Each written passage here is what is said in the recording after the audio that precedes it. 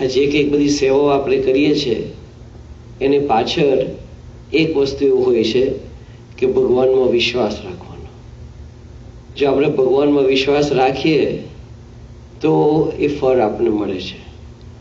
ઘણીવાર આપણા મનની અંદર જે કંઈક બધી સેવા આપણે જે કરીએ છીએ ને એ થોડીક વ્યવહારિક હોય છે, કારણ કે આપણું મન જે છે ને આપણા વ્યવહારની અંદર ડૂબેલો હોય છે.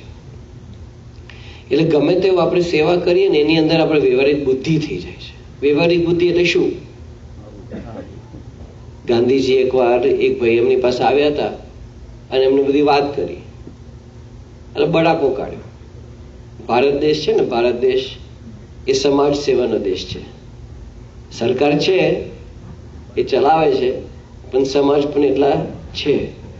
હવે તો સરકાર સ્ટ્રોંગ થઈ ગયો, પણ વર્ષો પહેલા એવું હતું કે સરકાર પોતે દેશનો વિકાસ એટલું સારું નહોતા કરાવી શકતા.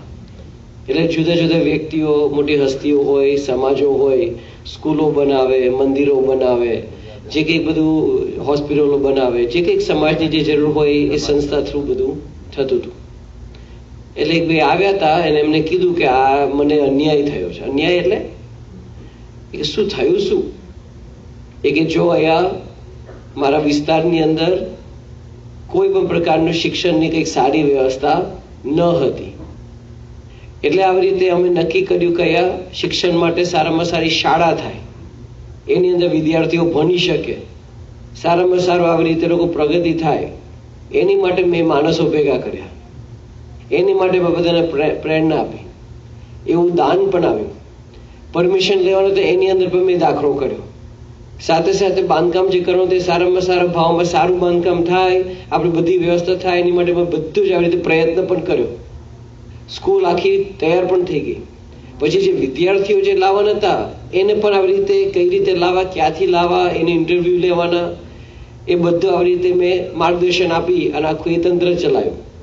શાળા ચાલુ થઈ ગઈ, વરસ થઈ ગયો છે.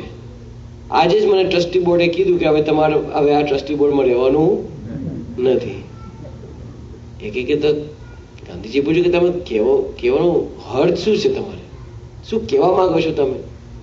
કે આટલું મેં દાન કર્યું, એટલો મેં સમય કર્યો, પણ આવી રીતે કશું આવી રીતે કંઈ મળ્યું નહીં.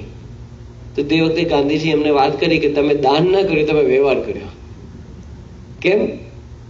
જ્યારે તમે કંઈક આપો ને, સમય, તમે કંઈક ધન આપો, તમે કંઈક ભોગ હોય ને સામે તમે કંઈક અપેક્ષા રહે ને, તે દાન ના કહેવાય. શું કહેવાય? વ્યવહાર. તમારો વ્યવહાર જ કહેવાય. લગ્નની અંદર તમે પેલું કવર આપો ને, એ વ્યવહાર કહેવાય. નિસ્વાર્થ ભાવે તમે આપો છો ને, કારણ કે ભવિષ્યમાં તમને કોઈ પ્રસંગમાં ના બોલાવે તો તમને વાંધો નથી, બરાબર ને? ત્યારે જ પ્રશ્ન થાય કે લગ્ન વખતે ચાલ અમે આટલા આપીને અમે તો બોલાવતા જ નથી, એમાં ખોટું લાગી જાય. એટલે એમાં પણ તમારે સ્વાર્થ તો રહેલો જ છે. તો સમજી જ લો કે દુનિયાની અંદર બહુ જ ઓછા વ્યક્તિઓ એવા છે કે કંઈક આપી શકે કે જેની પાછળ કોઈ પણ પ્રકારનો સ્વાર્થ હોય નહીં, લૌકિક સ્વાર્થ. અને એનું કારણ એ છે કારણ કે આપણે માયાથી આવી રીતે બદ્ધ છીએ. જ્યારથી આપણે જન્મ્યા છીએ ત્યારથી આવી બધા વિચારો પણ એવા હોય, એટલે સાહજિક આવી રીતે આપણું મન એમાં રહે. આપણે શાસ્ત્રની અંદર એવું કહે છે કે આપણે જે પ્રાણ કહેવાય ને, પ્રાણ એટલે શું? શ્વાસ. પણ શાસ્ત્રની અંદર એવું કહેવામાં આવ્યું છે કે અંદરનો આવી રીતે પ્રાણ વાયુ છે, પણ બહારનું પ્રાણ શું છે? પૈસા છે. બરાબર ને? તમારે કોઈ નાક દબાવો ને, નાના નાના છોકરાઓને આમ રમાડીએ ને, તો ઘણી વાર તમે નાક દબાવો, મોઢું બંધ કરો, પછી આમ કેટલા સેકન્ડ સુધી રહી શકે? પછી અમુક સમય સુધી આમ પછી તો શું થાય? તરફટે ને, પછી શ્વાસ વગર રહેવાતું નથી. પૈસામાં પણ એવું જ છે. નાક દબાવે ને આપણું. આજે ઘણાને હું મળ્યો છું, ઘણા નાક કોઈ બીજાને દબાવતું નથી, પણ ઘણા નાક દાબીને બેઠા છે બિચારા, કારણ કે એના વગર આપણાથી રહેવાતું નથી. સવારના પોરમાં આપણે બધા જાગી જઈએ, કોલેજમાં ભણતો હોય ત્યાં સુધી એલાર્મ ક્લોક રાખે, પછી ઘડિયાળ કોઈ રાખે છે? જાગી જ જવાય છે. સવારના પોરમાં ડંકીનમાં દોડવાનું હોય, ક્લિનિકમાં જવાનું હોય, સાઉદી અરેબિયા જવાનું હોય જે બેઠા જ છે અમારા ફ્રીક્વન્ટ ફ્લાયર, બરાબર ને, દોડવું જ પડે ને. કેવી રીતે? એ તો પેલો ધક્કો વાગે ને એટલે જવું તો પડે જ ને. અને એમાં કઈ ખોટું નથી. તમારા બધાને તો, અમારે તો સાધુ તો કઈ ચિંતા જ નથી. તમારે તો ઘર બાર બધું કુટુંબ પરિવાર બધું ચલાવવાનું હોય એટલે તમારે તો બધું કરવું પડે, બરાબર છે. પણ કંઈક સ્વાર્થ હોય એટલે મહેનત કરીએ. નહીં તો કોઈ કરે આવું બધું? કોઈ ના કરે. કોઈ દુનિયાની અંદર એવું કહે ને કે મારી નોકરી મને બહુ ગમે છે, એટલે આમ જ્યાં સુધી પગાર સારો હોય ત્યાં સુધી ગમતું હોય. પગાર કાઢ નાખે પછી નોકરી ગમે? કોઈ ના કરે. એટલે પાછળનું પ્રેરક પર તો એ જ છે કે આપણે ધનનો સ્વાર્થ કોઈને ના ગમે. એને નાનામાં નાની વસ્તુ હોય ને એની પણ આપણે આધ્યાત્મિક રીતે તમે જુઓ ને કે જ્યાં સુધી આપણને આપણે સ્વાર્થ સાધતો હોય ને ત્યાં સુધી હવે વિશ્વાસ રહેશે. દાખલા તરીકે તમને કહું કે આપણે કેવું છે કે આમ ખરેખર આપણે પોતાના જાતને ભાગ્યશાળી માનીએ ને. ઘણી વાર આપણે સત્સંગમાં કહીએ છીએ કે આપણે જેવા કોઈ ભાગ્યશાળી નહીં. યોગી બાપા શું કહેતા હતા કે આપણે કરતા કોઈ બીજા ભાગ્યશાળી માને તે જ મોટી ભૂલ છે, બરાબર ને. હવે ભાગ્યશાળી આપણે પોતાના જાતને ક્યારે માનીએ? ક્યારે? કે કંઈક સારું થતું હોય ત્યારે ને. હવે દાખલા તરીકે આજે રવિ સભાના અંતમાં કંઈક જાહેરાત થાય અને જાહેરાતની અંદર એવું કે સેવા છે આજે, નહીં? ઘણી વાર જાહેરાત કરતી હોય ને કે આપણે વાઇન્ડઅપની સેવા છે કે વાસણની સેવા છે, અક્ષરધામની સેવા છે, બરાબર ને. એટલે આપણે કહીએ કે બરાબર છે, સેવા તો છે જ. પણ આજે જાહેરાત થાય કે 100 પાઉન્ડ ઘઉં વીણવાની સેવા છે. જૂના જમાનામાં નહીં ઘઉં વીણવાનું આવતું હતું. મને યાદ છે અમે નાના હતા તો ઇન્ડિયામાં જઈએ ને તો મંદિરમાં બધા પાછળ ને આગળ બધા બેઠા હોય ને બધી થાળીઓ લઈને બધા મંડ્યા હોય. ઘઉં વીણતા હોય ને. શું વીણતા હોય? કાકરા. પણ નામ આવું તો ક્યારે વિચાર્યું ના હોય ને. આપણે બોલીએ છીએ ઘઉં વીણવાનું, પણ હકીકત વીણવાનું શું? કારણ કે એવું તો બોલાય ને કાકરા વીણવા આવું, કારણ કે થોડુંક આમ નીચે લાગે આપણે. ઘઉં વીણવાની સેવા આપણે કરતા હોય. એટલે ઘઉં વીણવાની સેવા આપણે કરતા હોય એટલે આપણે કહીએ કે ચાલો સભા પછી તરત જ આ જ હોલની અંદર સંતોને પગે લાગીને કરવાનું છે. તો માણસો મળી જાય. કારણ કે શું ત્યારે તો બધા હોય જ, ત્યાં જમવાની લાઈન હોય એટલે થોડું અડધો કલાક ટાઈમ પાસ તો કરવો જ પડે. એ કે ચાલો આપણે બેસી જઈએ, ઘઉં વીણી કાઢીએ, કઈ ચિંતા નહીં. ના, જાહેરાત એવી થાય કે રાતના 2 વાગે કોણ આવે? રાતે 2 વાગે. ભાઈ આ તો ભાગ્યશાળી છે. અક્ષર પૂછો તો મહારાજની સેવા છે તો કેમ ના આવીએ આપણે? આપણે બોલીએ કે આપણે તો બહુ ભાગ્યશાળી છે. રાતે 2 વાગે ભાઈ એટલા બધા ભાગ્ય જરૂર નથી મારે. એ ભાગ્ય તમે રાખો, માપનું રાખો ભાગ્ય, બરાબર ને. એટલું બધું ભાગ્ય તો હોય જ નહીં. એમાં પાછી એવી જાહેરાત થઈ કે તમારે રાતે 2 વાગે કરવો છે, પણ 1:55 સુધી તમને પાર્કિંગ લોટમાં આવવા દઈશું, બરાબર ને. 1:55 પછી તમને પાર્કિંગ લોટમાં આવવા દઈશું. એટલે 5 જ મિનિટની અંદર તમારે આવી જવાનું. આપણે કહે કે ભાઈ એક તો 2 વાગે રાતે આવીએ છે ને તું પછી શરત મૂકે છે કે 5 મિનિટમાં આવું દેવું પડે. તો આવું કોણ આવે? હજી જાહેરાત આવે કે આ 100 પાઉન્ડ જે ઘઉં જે છે ને એની અંદર 10 પાઉન્ડ હીરા પણ વીણેલા પડ્યા છે, બરાબર ને. પાર્કિંગમાં પોલીસ મૂકવી પડે મારે, બરાબર ને. કારણ કે એ કાકરા વીણવા મજા આવે ત્યારે આપણે પોતાના જાતને ભાગ્યશાળી માનીએ. આમાં કેવું છે કે જ્યારે આપણે કંઈક મળતું હોય ને એની અંદર આપણે કંઈક મૂકવાનું મન થાય. આપણે જ્યારે આર્થિક સેવાની બધી વાતો થાય છે ને તે વખતે આ બધી ગણતરી આપણા મનની અંદર થાય કે મૂકીએ છે તો મને શું મળે છે. હવે આપણે તો ખાલી જુદી દ્રષ્ટિકોણથી જ્યારે જોઈએ ને, પહેલામાં પહેલા આપણે શેની માટે આપણે આપીએ છીએ. દુનિયાની અંદર ઘણા લોકો જુદું જુદું રોકાણ કરતા હોય. નાના સ્મોલ બિઝનેસ પર્સન હોય તે શેમાં રોકાણ કરે? કોર્નર શોપમાં મૂકે, હોટલમાં મૂકે, નાની દુકાનમાં મૂકે, ડંકીનમાં મૂકે, બરાબર ને. મને છે ને ઘણા વર્ષો પહેલા એક હરિભક્ત મને મળ્યા હતા, બોસ્ટન બાજુ હતા. એની પાસે લગભગ 27 દુકાન છે, જોરદાર એનું બધું ચાલે છે. મેં કીધું તમને કેવી રીતે ખબર પડે કે કઈ દુકાન લેવાય? એ કે સ્વામી 25 વર્ષ પહેલા મારો પહેલો ધંધો જયારે લીધો હતો ને મારી રીતે એ જ હતી કે હું સ્ટોર લેવા જાઉં ને તો સ્ટોર નક્કી કર્યો કે ચાલ આ સ્ટોર લેવો છે, તો તપાસ કઈ રીતે કરું? એક હું પાર્કિંગ લોટમાં ગાડીમાં બેસી રહું અને હું લગભગ 5 દિવસ સુધી સવારથી સાંજ 6, 7, 8 કલાક બેસી રહું. મેં કહ્યું કે દુકાનમાં તો જાઓ. એક સાહેબ દુકાનમાં જવાનું નહીં, હું ખાલી ગણતરી કરું કે કેટલા જણ બહાર નીકળે છે. એક બીજું કે એના હાથમાં કેટલી થેલીઓ છે. મેં કહ્યું કે આ તો વખત બહુ જોરદાર નીકળ્યો, પણ કંઈક બરાબર હશે, અત્યારે તો બહુ આગળ વધી ગયો છે. મેં કહ્યું અઠવાડિયે કંઈક અમુક વાર તો 15 દિવસ સુધી આવું અમે કરીએ અને પછી અમે નક્કી કરી કે આ સ્ટોર લેવો છે કે નહીં. હવે કેટલું રિસર્ચ કરે છે, કેટલું રિસર્ચ કરે છે કે જેથી કરીને એને થાય કે ચાલો આ મારે ધંધો લેવો છે. આ તો હવે દુકાનવાળા, આ તો હવે આપણા દેશથી આવેલો દુકાન લઈને, પણ અત્યારે નહીં સ્ટોક માર્કેટ બધા મંડ્યા છે. આઈ થિંક રોબિન્સન ધર્માદા માટે એક જણ સાથે બેઠો હતો, તો આપણે બધું પૂછપરછ કરીએ ને કે ચાલો તમે શું કરો છો, આ છે તે છે. અને ઘણા લોકો સ્ટોકમાં મૂક્યા હતા કે સ્ટોકમાં આટલા છે. તેને મને કીધું કે સ્વામી ટેસ્લામાં આટલા અમારે છે. એટલે મેં સામેથી કીધું, મેં કહું ટેસ્લામાં બધું ગયું કે સ્વામી ટેસ્લામાં જાય જ નહીં. મેં કીધું શું કર્યું? એને 20 મિનિટ સુધી મને છે ને ઇલોન મસ્ક મહિમા કીધો. કે જો આમાં રિસર્ચ કર્યું, આમાં છે AI છે, આ છે સ્પેસ ઇન્ડસ્ટ્રી, આ તે. એ કે સ્વામી એને જે વિચાર્યું છે ને ભલે અત્યારે ગયા છે, 20 વર્ષ પછી છે ને મારા મિલિયન્સ થઈ જશે. મેં કહ્યું કે આટલો મહિમા તું પ્રમુખ સાહેબમાં મહાન સાહેબમાં તું સમજ ને તો તું કેટલો આગળ વધી જઈશ. 25 મિનિટ સુધી મને ઇલોન મસ્કનો મહિમાને કથા થઈ ગઈ, તો 25 મિનિટ સુધી મહાન સાહેબ મહિમાને કથા કરી શકે છે કે નહીં? આટલો બધો મહિમા કેમ?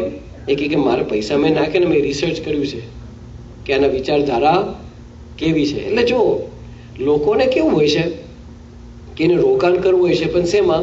કે જે કાર્યની અંદર એને વિશ્વાસ હોય ને એની અંદર એને રોકાણ મૂકે છે કે ચાલો આ ધંધામાં મૂકું કારણ કે મને વળતર મળશે, આ સ્ટોકમાં મૂકીશ કે મને વળતર મૂકીશ. બધી રીતે. આ તો ખાલી પૈસા માટે નહીં, લોકો બીજી રીતે પણ પોલિટિકલી પણ નથી આપતા. અત્યારે તો કેટલા કરોડો લાખો ડોલરો લોકો પોલિટિકલી આપે જ છે. કોઈ રિપબ્લિકનમાં મૂકે ને કોઈ ડેમોક્રેટમાં મૂકે, ઇન્ડિયામાં કોંગ્રેસમાં મૂકે ને પેલું ભાજપમાં મૂકે ને પૈસા તો મૂકે છે. એને વ્યક્તિગત રીતે શું પાછો આવે છે કે ના આ વિચારધારા સાચી છે, આમાં મારે રોકાણ કરવું છે. Because you invest in what you believe in. જેમાં તમારે વિશ્વાસ છે એની અંદર તમે ઇન્વેસ્ટમેન્ટ તમે મૂકો છો. એટલે આપણે પ્રશ્ન કયો પૂછ્યો કે આર્થિક સેવા જે થાય છે શેની માટે આપણે કરીએ છીએ?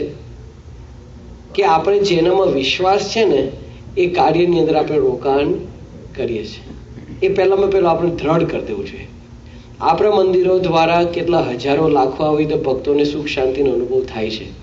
અમેરિકા દેશની અંદર 100થી વધારે મંદિરો છે. આનંદ સ્વરૂપ સ્વામીએ વાત કરી, પણ એ 100થી વધારે મંદિરોમાં દર વર્ષે 10થી 15 હજાર આવી રીતે છોકરાઓ પૂજા પાઠ, તિલક ચાંદલો, વ્યસન નહીં, માંસાહાર ન કરે, નાના મોટા નિયમ. તમે ભારત દેશની અંદર એક જ જગ્યાએ એટલા છોકરાઓ ક્યાં ભેગા કરી શકશો? તિલક ચાંદલો કરતા હોય, રોજ પૂજા પાઠ કરતા હોય, મા બાપને પગે લાગતા હોય. ભારત દેશની અંદર તમે મને કહો એ પ્રમુખ સાહેબ મહારાજ અમેરિકામાં ઊભું કર્યું. એક ઇન્વેસ્ટમેન્ટ થયું કહેવાય ને. એક ચારિત્ર્યનું ઘડતર થયું, એક આવી હિન્દુ સંસ્કૃતિનું ઘડતર થયું. એ પ્રમુખ સાહેબ જે કર્યું તો ખરું ને. હવે અમદાવાદનો કોઈ હોય ને, ઘણી વાર અમે હરિભક્તો સાથે બેસીને તો અમદાવાદનો કોઈ હોય તો આપણે કહો તમે અમદાવાદ માટે તો ત્યાં તમે શું કરતા હતા? એટલે પછી કે આવી રીતે તમારો ધંધો હતો આ તે. એ કે સ્વામી અમદાવાદમાં બહુ હતું. એમ શું હતું? એ કે સ્વામી કર્ણવતી ક્લબમાં મેમ્બરશિપ પણ અમારે હતા.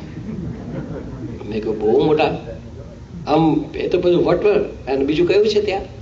રાજપથ મેમ્બર હતા. કાઢી મૂક્યા. એ આમ કેવું આમ વોટની વસ્તુ છે. હજી પણ તમે પેલો રોડ પર જાઓ ને, આઈ થિંક સીજી રોડ પર જ છે, બરાબર ને? એનો મોટો બોર્ડ છે. ત્યાં ટેનિસ રમવા જાય ને ત્યાં પેલું ક્લબમાં બેસે ને કંઈક આ છે ને જમે કરે ને બધાને મળે કરે. પણ એક વોટની વસ્તુ છે ને એમાં પણ પૈસા. અમેરિકામાં કન્ટ્રી ક્લબ એ જ વસ્તુ થયું ને. કન્ટ્રી ક્લબમાં દર વર્ષે જે મેમ્બર થતા હોય 20,000, 25,000, $50,000 નાખે છે. કેમ? કે આ લોકો સાથે હું ગોલ્ફ રમી શકું, બેસી શકું, પી શકું, જમી શકું છું. એક મેમ્બરશિપ લેવા માટે. આપણે આ કંઈક મેમ્બરશિપ જેવું કંઈ છે નહીં, પણ આપણે કંઈ ખોટું કરીએ છીએ. એમાં તો શું પોતાનું મનોરંજન માટે કરતા, પોતાનું સ્ટેટસ ટકાવવા માટે કરે છે. એ સિવાય એમાં કશું તમને મળતું નથી. તાર રોકાણ શું ખોટું? તમને નીચે બેહાડીએ એટલું ખોટું કર્યું અમે, બરાબર ને? પણ કોની બાજુમાં બેઠા છે? રાજાધિરાજ, બરાબર ને? એમાં શું ખોટું? એટલે ઘણી વાર શું ને આપણે પોતે નથી વિચારતા કે હું શું કરું છું. આપણે થાય કે આ બાંધવું છે ને લાઇટ બિલ ભરવું છે એટલે માગે. ભાઈ એવું નથી. એ તો લાઇટ બિલો તો બધા ભરી દેશે. શાસ્ત્રીજી મહારાજ જયારે સારંગપુરનું મંદિર જયારે કરતા હતા તે વખતે આવી રીતે કોઈ પણ પ્રકારની વ્યવસ્થા નહોતી. નહીં આવી રીતે કોઈ પણ પ્રકારના માના નહીં, પાના નહીં, આવી રીતે દાણા નહીં, પૈસા નહીં, ખાવાનું નહીં, પથરાર નહીં, કોઈ પણ પ્રકારની વ્યવસ્થા નહીં. તે વખતે મોતી ભગવાનદાસ એ તો પાટીદારનો પટેલ હતા, સમજી શકે એવા માણસ હતા. એને ખબર પડે કે આ વ્યવહાર ખોટો થાય છે, અત્યારે આ મંદિરનું કામ પૂરું નહીં થાય. અને સાસી પાસે આવે છે કે તમે શું માંડ્યું છે બોલવામાં એકદમ પેલા આખા હતા ને ચરોતરના પટેલ, એ કે તમારું કંઈ પૂરું નહીં થાય. હજી બોચાસમાં શિખર નહીં મૂક્યા અને તમે આ બાજુ આટલું મોટું મંદિર, કેટલો મોટો પાયો, હજી તો એટલું મોટું શિખર પર મંદિર બનાવવાનું કોઈને હિંમત નથી થતી સંસ્થામાં. અને તે વખતે સાશીમાં જે આખું સોનેરી સારંગપુરનું મંદિર એમના હાથમાં બતાવ્યું અને ત્યારે એમના મનમાં થયું, એમના હાથની અંદર દ્રશ્યમાન કરી દીધું. ત્યારે મોતી ભગવાનદાસ ત્યારે યાદ આવ્યું કે હું ભૂલી ગયો કે કોની આગળ વાત કરું છું. આ કંઈક સામાન્ય લોકના પુરુષ નથી, આ કંઈ એવા વ્યક્તિ નથી કે આવી રીતે ધંધોમાં કંઈક નિષ્ફળ જાય. આ તો જેમાં હાથ મૂકે ને એમાં તો સોનેરી જ કામ થાય એવા પુરુષ હતા. એટલે આપણે ઘણીવાર એ યાદ રાખવું પડે કે કોની માટે આ કરીએ છીએ ને કયા આવી રીતે કાર્ય માટે આ કરીએ છીએ. એ રોકાણ છે મોટું. એ આપણે ઇન્વેસ્ટમેન્ટની અંદર આપણે વિશ્વાસ રાખવો. કે બીજું કે કોની માટે કરીએ છીએ. આ જે કંઈક આવી રીતે આપણે સેવા કરીએ છીએ ભગવાન સ્વામિનારાયણની આજ્ઞાથી આપણે કરીએ છીએ. શ્રીજી મહારાજે પોતે શિક્ષાપત્રની અંદર વાત કરી છે કે 10મો 20મો ભાગ મારા બધા હરિભક્તોને કાઢવો, બરાબર ને. અને એ જ આવી રીતે સ્વરૂપમાં ગુણાતીતાનંદ સ્વામી કીધું કે કુસંગીના ફેલમાં સત્સંગીના રોટલા, બરાબર ને. આપણે થાય કે નિયમ ધર્મ ભક્તિ આ તે બધું કરીને કેટલી બચત થાય છે, કેટલું બધું આવી રીતે બચત થાય છે. લોકો બહાર ખાવા જાય, પીવા જાય, આ કરે તે કરે, કેટલો બધો પૈસા જાય. અમારે દુકાનવાળા સ્ટોરવાળા બધા છે, આજે કોઈ મને મળી ગયું, ભૂલી ગયો, એ કે લોટરી ટિકિટ કેટલા બધા આવી રીતે લોકો ઘસતા હોય છે. અમેરિકા દેશની અંદર જેટલું પણ કમાણી જે છે ને એને તો તમે ટકા તમે જુઓ ને તો કેટલું બધું જુગારમાં જતું રહે છે. એ લોટરી ટિકિટ તમે ગણો કે જુગાર રમવા જાય, કેટલા બધા પૈસા હેન્ડટુમાં તો હોય છે. કેમ નાખે બાપે આપણે શું કીધું કે આપણે જુગાર રમવો, કેટલા પૈસા બચે છે. તમારા સગા સંબંધી સગાવાલા સમાજની અંદર કોઈક ને કોઈક જુગાર રમતો તો તમને મળી ગયો છે તો કેટલા પૈસાને ગયા છે, બરાબર ને. બધાના સમાજમાં કે કુટુંબમાં કે ગામમાં તો એકાદ છોકરો તો હશે જ કે અત્યારે બિચારો દેવુંમાં જ હશે આને લીધે. તમે બધા ઓળખો જ છો. આપણે ભૂલી જ જઈએ છીએ કે આપણે સુખ્યા થયા આ ભગવાનના નિયમ ધર્મને લીધે. હવે મહારાજે આ બધી આજ્ઞાઓ તો કરી એ બરાબર છે, પણ સાથે સાથે મહારાજે વ્યવહારની પણ ચિંતા કરી છે. એ જ શ્રીજી મહારાજ અગ્નિતેર કાળ વખતે જયારે આવે દુકાળ હતો એ શ્રીજી મહારાજ ઘોડા પર ફેરીને બધાને દાન આપે છે. એ જ શ્રીજી મહારાજ જે છે ને એ ભગતજી મહારાજ, સાસી મહારાજ, યોગીજી મહારાજ, પ્રમુખ સ્વામી મહારાજ, મહંત સ્વામી સ્વરૂપે બધા હરિભક્તોનો વ્યવહાર પણ સંભાળ્યો છે. પ્રમુખ સ્વામી મહારાજે શું કર્યું છે, આખી જિંદગી 40-50 વર્ષ સુધી બધાના વ્યવહારના જેટલા પત્ર આવે છે થોકડા, બરાબર ને. અત્યારે ગઈ વર્ષે આપણે પ્રમુખ સ્વામી મહારાજ શતાબ્દી મહોત્સવ થયો હતો ને એની અંદર આપણે બધા કિશોરો યુવકો બધા પ્રદર્શન બહુ કર્યા દરેક મંદિરમાં, બરાબર ને. પ્રદર્શનો આખા ગામના બધા કર્યા. લગભગ મારે તો 20-25 ઉત્સવમાં જવાનું થયું હતું તો દરેક જગ્યાએ પ્રદર્શનની અંદર એક વસ્તુ બતાવતા હતા કે પ્રમુખ સાહેબમાં જે પત્રો કેટલા લખ્યા હતા. તો પછી એ લોકો બાજુમાં વોશિંગ્ટન મોન્યુમેન્ટ બતાવે ને કેપિટલ બિલ્ડિંગ બતાવે ને બધું જુદું જુદું બતાવે કે આટલું તમે થપ્પો કરો ને તો હવે એટલા ઊંચા થપ્પા હોય, હજારો લાખો પત્રો, એની અંદર પત્રની અંદર વિષય શું હોય, શું એ વિષય, મને ભ્રમરૂપ કરો એ હોય. અને હોય તો કદાચ એકદમ છેલ્લી લીટીમાં લખે કે હા હા બરાબર, પણ છેલ્લે મને ભ્રમરૂપ કરી જ દેજો, ધંધો આપી દેજો, છોકરો આપી દેજો, કોલેજમાં એડમિશન પણ આપજો, સાથે સાથે પૈસા પણ આપજો, પણ ભેગો ભ્રમરૂપ તો હા એ છેલ્લે ટાઈમ મળે તો કરી દેજો, પણ આગળનું પહેલા કરજો. એમાં કંઈ ખોટું નથી, પણ એમને આપવું છે શું, અક્ષરધામ. પણ તે છતાં આપણને શી ચિંતા કરે છે, લોકનો વ્યવહાર. એટલે એ ભગવાન અને સંત છે ને એ બધું સમજે છે. ઘણી વાર આપણે થાય કે આમ 5% 10% એમને કંઈ ખબર પડે છે, એમને બહુ ખબર પડે. આપણે કરતા 10 ગણી નહીં, 1000 લાખો કરતા વધારે ખબર પડે, આપણને બધી ખબર પડે. એમને તો એટલી ખબર પડે છે કે 5% 10% કરશે તે છતાં એનો વ્યવહાર તો હારામાં હારો ચલાવશે. કારણ કે એ શું કહે છે, કારણ કે મને ભાગીદારી બનાવશે ને તો ધંધો હું તમારો ચલાવીશ, નોકરી તમારો ચલાવીશ, ઘર તમારું હું ચલાવીશ. એ તમે ભાગીદારી બનાવશે. એકવાર તમે ભગવાનના કાર્યની અંદર તમે એકવાર આમ રોકાણ કરો ને તો ભાગીદાર કોણ બને છે, ભગવાન અને સંત. એ નક્કી કરે છે કે આ મારો થયો છે તો હવે તો મારે તો એને તો થવું જ પડશે ને. તમે સમય આપો, ખાલી પૈસા નહીં, તમે સમય આપો, તમે મંદિરની સેવા કરો, મંદિરની આર્થિક સેવા કરો, બધું ભગવાન તો નોંધ કરે છે ભાઈ, એ ભૂલતા નથી. એ દુઃખી કરવા માટે આયા. મધ્યનો 35મું વર્ષામૃતની અંદર મહારાજે વાત કરી છે કે અમે આ પૃથ્વી પર આવ્યા છે કે આવી રીતે કે ટાંકામાં મૂકીને કોઈ આમ ઉપર એને ટાંકણામાં નાખીને દુઃખી કરવા માટે આવ્યા છે? એ તો ઉઘારવા માટે આવ્યા છે. અને સાથે સાથે તમે જુઓ કે આપણું ગુરુવર્યનું જીવન, પ્રમુખ સ્વામી મહારાજ પોતે એ સાધુ, અને સાધુ એટલે કેવા કે આવી રીતે 50 વર્ષ સુધી આ સંસ્થા ચલાવ્યો છે ને, તે છતાં આવી રીતે છેલ્લે એક પણ આવી રીતે રૂપિયો એમના નામનો નહીં, એવા ગુરુ આપણે મળ્યા છે. અને ગુરુ તો કેવા કે ઠાકોરજીની સેવા માટે કેટલી બચત. આપણે તો ઘણીવાર ઘણા બધા પ્રસંગો તો આપણે સાંભળ્યા છે કે પ્રમુખ સાહેબ મહારાજ પોતાની જાત માટે જે કંઈક આવી રીતે પેલી સળી આવે ને, ટૂથપીક, એ પણ આવી રીતે લંડનની અંદર જ્યારે નીચે પડી ને ધોઈને ફરીથી વાપરે, એવા પ્રમુખ સાહેબ મહારાજ આપણને મળ્યા છે.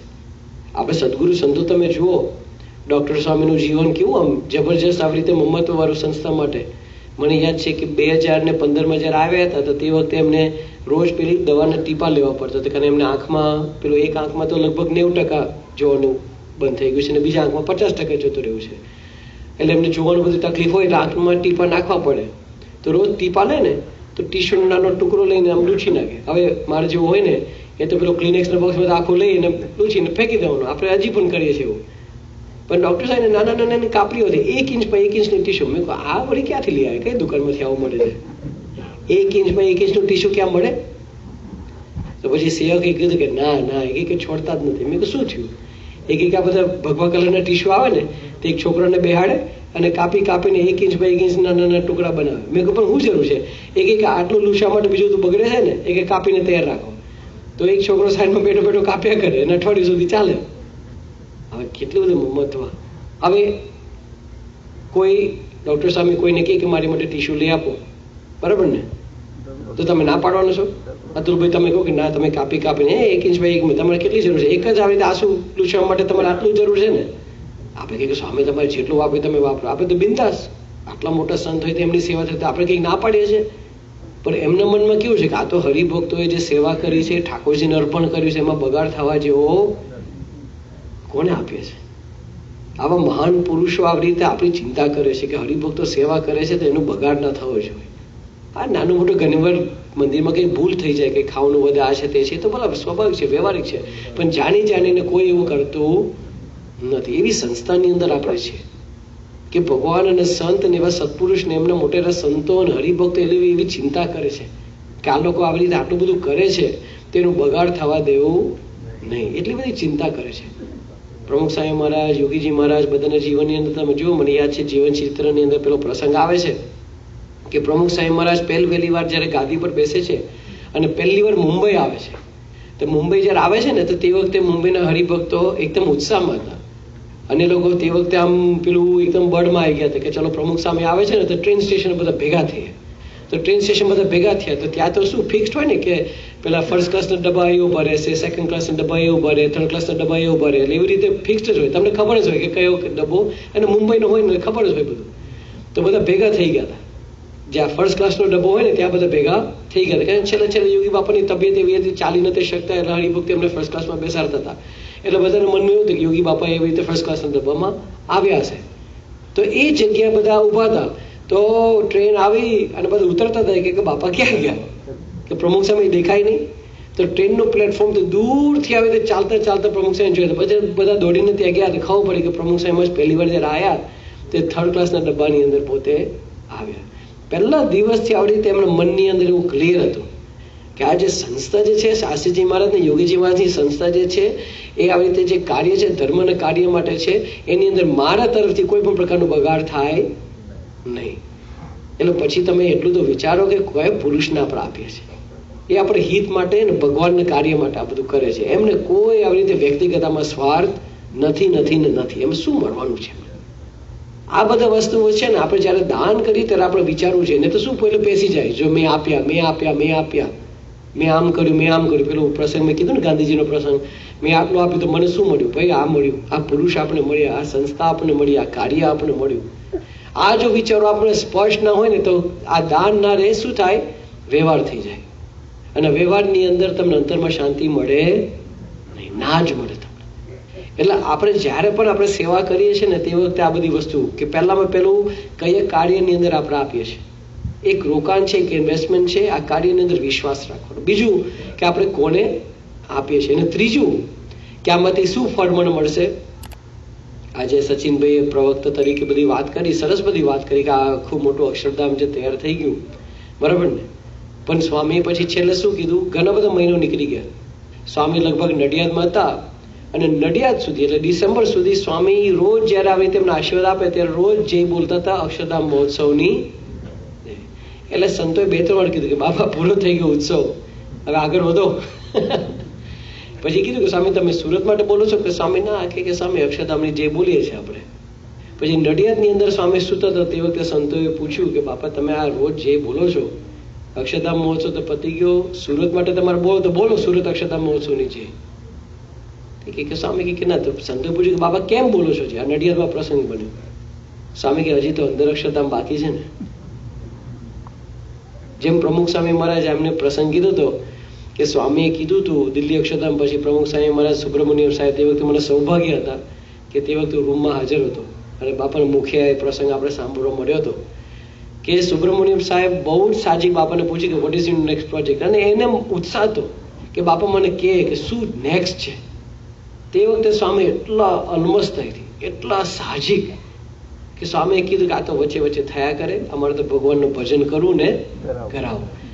આવું વચ્ચે વચ્ચે થઈ જાય. આપણે નહીં વચ્ચે વચ્ચે કરાવો તો દૂધ લેવા જઈએ, ગેસ વચ્ચે વચ્ચે આવું બધું થયા કરીએ. બાપાને વચ્ચે વચ્ચે આવા બધા મંદિરો થઈ જાય, આબુધાબી જેવું મંદિર થઈ જાય, અક્ષરધામ જેવા મંદિર થાય, સુરત અક્ષરધામ ને વચ્ચે વચ્ચે થાય. પણ બાપા શું કરે છે? સત્સંગ કરાવે છે, ભજન કરાવે છે, બધાને સુખ્યા કરે છે. આ બધું બાય પ્રોડક્ટ છે. એ આપણે આ જે કંઈ બધા સેવા કરે છે, જે કંઈ બધા ભક્તિ કરે છે એનો બાય પ્રોડક્ટ છે. કારણ કે એની વિશ્વાસ, ભક્તિ, સેવા, શ્રદ્ધાનું પ્રતિક આ બતાવે છે. સ્વામી જે શ્રદ્ધા પ્રેરી છે એનું પ્રતિક અક્ષરધામ છે. બાપા જે ભક્તિ જે પ્રેરી છે એનો બાય પ્રોડક્ટ અક્ષરધામ છે. બાપા આવી રીતે ભગવાનમાં જે નિષ્ઠા આવી છે, દ્રઢાવી છે ને એનું બાય પ્રોડક્ટ અક્ષરધામ છે. હવે એ નિષ્ઠા આપણે અંદરમાં દ્રઢાવવાનું છે. સ્વામી સેવા લે છે પણ અંતે આપણે સુખી થઈ, આપણે એમનામાં જોડે એની માટે આ બધી સેવા લે છે. નહીં તો એમને કોઈ આવી રીતે વ્યક્તિગત સ્વાર્થ નથી જ, કઈ જરૂર જ નથી. બહુ જ વર્ષો પહેલા આપણે પેલા સાહેબ હતા ઇન્ડિયાની અંદર, નાના મંત્રી એચ.એલ. પટેલ સાહેબ, બરાબર ને. હવે એચ.એમ. પટેલ, બરાબર ને. હવે એ તો બહુ મોટા વ્યક્તિ હતા અને ચારુતર વિદ્યા મંડળની અંદર સ્થાપક તરીકે હતા. આ બધા જૂના બધા ઓળખે, એમનું નામ તો બહુ પ્રસિદ્ધ છે, બરાબર ને. ગુજરાતની અંદર એકદમ નામાંકિત હતા અને ભારતના નાના મંત્રી તરીકે પણ રહેલા. એમને બાપા સાથે એકદમ સખાભાવ. તો પ્રમુખ સ્વામી મહારાજને એકવાર વાત કરી કે સ્વામી તમે આ બધું સત્સંગ બધું પ્રવૃત્તિને બધું કરો છો, એ કે પણ અડધી દુનિયા બાકાત રહી જાય છે તમારી, અડધી દુનિયા બાકાત રહી જાય છે. કેમ? બાપા કે સમજે ને. એ કે તમે સંતો નિયમ પાડે બરાબર છે, સ્ત્રીને ધનનો ત્યાગ રાખે છે, પણ તમે તો ગુનાતીત છો, એટલે પાછા જ્ઞાની હતા. તમને તો કોઈ બાત થાય નહીં. તમે સ્ત્રીઓને મળો, સ્ત્રીઓને વાત કરો, સ્ત્રીઓને આશીર્વાદ આપો, તો આ બધું આવી રીતે સત્સંગ તમારો આપોઆપ વધી જ જાય. તે વખતે બાપાએ કીધું કે તો મહારાજનો નિયમ છે કે ના બાપા તમે કરો. તે વખતે બાપા એકદમ આમ ફોર્મમાં ગયા અને સ્વામી જોશથી આમ એકદમ સ્ટ્રોંગલી બોલ્યા કે જો સાહેબ સત્સંગ વધવો હોય તો વધે, પણ ક્યારે આવી રીતે નિયમ પાડીને નહીં કરીએ. શ્રીજી મહારાજ આ નિયમ ધર્મને સુખ લઈને અક્ષરધામથી આવ્યા છે. અમે ખૂણામાં રહીને ભજન કરીશું પણ નિયમ ધર્મ અમે છોડીશું નહીં. જો એમને કોઈ આવી રીતે એવો કંઈ સ્વાર્થ નથી. આ સત્સંગ બહુ વધી જાય અને લોકો એમને માનતા થઈ જાય. શ્રીજી મહારાજે વર્ષામૃતની અંદર વાત કરી છે કે મહાપુરુષના લક્ષણ એ છે કે જ્યારે 2 માણસ એમને માનતા હોય કે 5 માણસ માનતા હોય કે 5 લાખ માનતા હોય, એમને એક સરખો એવો ભાવ છે. પ્રમુખ સાહેબનો એવો ભાવ છે. 1996 ની અંદર રેડિયો સિટી મ્યુઝિક હોલની અંદર સમયોદય થયો હતો. એમાંથી કદાચ કોઈ હાજર હશે. એની અંદર ભવ્ય Radio City Music Hall New York સિટીની અંદર અધવચ્ચે આવી રીતે બાપાનું ભવ્ય અતિ ભવ્ય સન્માન થયું હતું, બરાબર ને. બીજા દિવસ બોસ્ટન વિચરણમાં બાપા હતા. મંદિરનો હોલની અંદર એસી નહીં, સભા મંડપમાં કઈ જગ્યા નહીં, સ્ટેજ પર કોઈ જગ્યા નહીં, એટલે બાપા બધા સંતોને ઉપર સ્ટેજ પર બેઠા, જગ્યાને એટલે બહાર મૂક્યા. પડસો એવો રેપ જેપ થઈ ગયો હતો ને બાપાને કે આખો આવી રીતે એમને ધોતિયું ગાતર્યું બધે પાછળથી પડસેવો થઈ ગયો. હવે ક્યાં માન ને ક્યાં અપમાન, ક્યાં સન્માન ને ક્યાં આવી રીતે બાપાને આમ ઘોર અપમાન, એવું થયું ને. હરિભક્તો કઈ અપમાન બાપાનું કર્યું નથી, પણ સ્વામીને છે ને એવી કઈ સ્થિતિ નથી કે ઓહો ભવ્યથી હોલમાં અમે બેઠા છે. સ્વામીની જે આદિવાસી વિસ્તારની અંદર ભગવાનમાં જે શ્રદ્ધા છે ને ભગવાનને ભજાવવાની જે શ્રદ્ધા છે ને એટલો ને એટલો જ મોટા અપરદેશમાં હોય, એમને કંઈ લેવા દેવા જ નથી. એવા સંત આપણે મળ્યા છે, એવા સંતની સેવા આપણે કરી છે. એ સંત દ્વારા બીજા લોકો કેટલા સુખ્યા થશે. અત્યારે મહંત સ્વામી મહારાજનું જીવન તમે જ્યારે જુઓ ને, મહંત સ્વામી કેટલા સાદા લાગે. કોઈ પણ પ્રકારનો આવી રીતે એમને કંઈ હોવાટો નહીં, બોલવામાં એકદમ આ મિતભાષી છે. આમ બોલવાની અંદર પણ એવી મીઠાશ પણ બાપાને છે, એવી નમ્રતા છે. તમે વિચાર કરો કે મહંત સ્વામી મહારાજ ગાદી પર આવ્યા એના પહેલા તો 2012ની અંદર બાપાએ પત્ર લખ્યો, ને આપણે પછી ખબર કે 2012માં બાપાએ બધા સંતોને કહી દીધું કે મહંત સ્વામી જ છે, બરાબર ને. આ બધો વ્યવહાર બધું તમે એમને હોંપો. પણ મહંત સ્વામી મહારાજ ક્યારે છાતી કાઢીને ફર્યા છે 2012 પછી? તમારી ખુરશી ક્યાં છે? મને તો યાદ છે 2014માં પ્રમુખ સ્વામી મહારાજ રોબિન્સન આવ્યા હતા, તો પહેલી વાર પ્રમુખ સ્વામી મહારાજ જયારે પેલું નગર નિરીક્ષણ કરવા ગયા હતા ને, તો તે વખતે બધા દોડાદોડી કે બાપાની વેન લાવો ને પેલો પોલીસ એસ્કોર્ટ લાવો ને સિક્યુરિટી લાવો ને હોસ્પિટલ વાળી ગાડી મૂકો ને આ બધા દોડાદોડી કરતા હતા. બધા બહાર આવી ગયા બાપાના દર્શન કરવા માટે. બધાને જાહેરાત પણ થઈ ગઈ હતી. પેલો ફોનમાં તે વખતે મેસેજ પણ આપણે મૂકતા હતા. પણ એક જણને આપણે કહેવાનું ભૂલી ગયા. કોને? મહંત સ્વામી. બાપા બધે ફરીને આવ્યા ને, બાપા મંદિર જોયું, નગર જોયું, બધું પાછા આવ્યા. પછી મહંત સ્વામી રૂમમાંથી બહાર નીકળે, શું થયું? પછી બે નાના સંતો બાપાને કીધું કે ઓ મહંત સ્વામીને કે ઓ તમને ખબર નથી કે ના શું થયું? એક બાપા બધા બહાર નીકળ્યા. બહાર 20,000 માણસ હતા. મહંત સ્વામીને કોઈ કીધું નહીં. કઈ વાંધો નહીં, આપણે કોઈ કીધું નહીં. અમારે જેવા અમે બધા ભૂલી ગયા, કીધું જ નહીં એમને. પણ એમને કોઈ આવી રીતે પડેલી નથી. 2016ની અંદર સ્વામી આવી રીતે ધામમાં ગયા એના થોડાક જ મહિના પહેલા બાપા સારંગપુરમાં હતા, અને સારંગપુરની અંદર સખત આવી રીતે તડકો અને એટલી બધી ગરમી.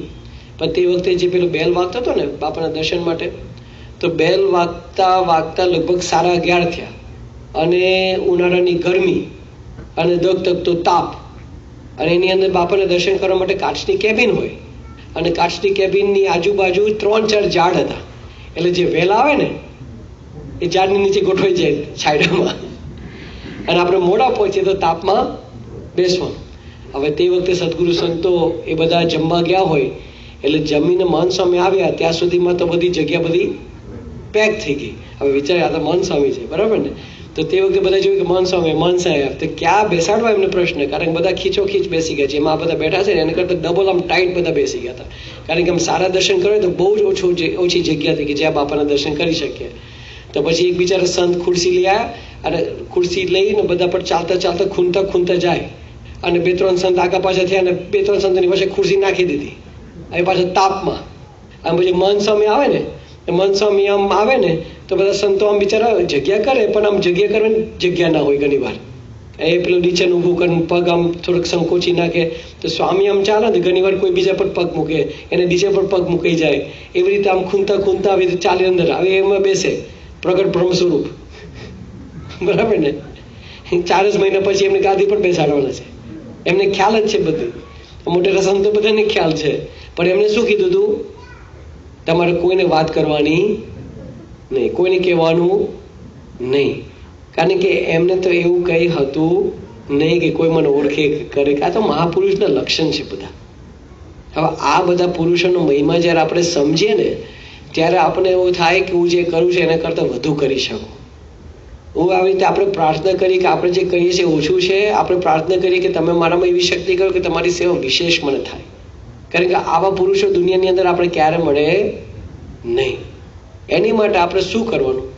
અંતરમાં અક્ષરધામ કરવા માટે નિયમ ધર્મ તો કરીએ છીએ, સભામાં તો આવીએ છીએ, પણ મહંત સ્વામી આ વખતે રોબિન્સની અંદર ખૂબ અદ્ભુત આપણે શું વાત કરી હતી કે આપણે જીવનના બધા પ્રશ્ન આવ્યું. હવે અમુકને ખ્યાલ છે, તમારા જીવનના બધા પ્રશ્ન, તમારે સુખ શાંતિ જોઈતું હોય, એટલે પછી આવી રીતે ક્યારે પણ સેવા કરવાનું આપણે ઓછું મન થશે નહીં. એ આવી રીતે અહીંયા વાસણ ઘસવાની સેવા હોય, અક્ષરધામની સેવા હોય, તમારી પરાસભાની સેવા હોય કે આર્થિક સેવા કંઈક હોય, એની અંદર આપણે થાય કે મને તો જેટલો લાભ આપણે મળ્યો છે એ કોઈ બીજાને મળ્યો નથી. તો એવી રીતે આપણે પણ સેવા કરી શકીએ. મહારાજ સ્વામીને પ્રાર્થના છે.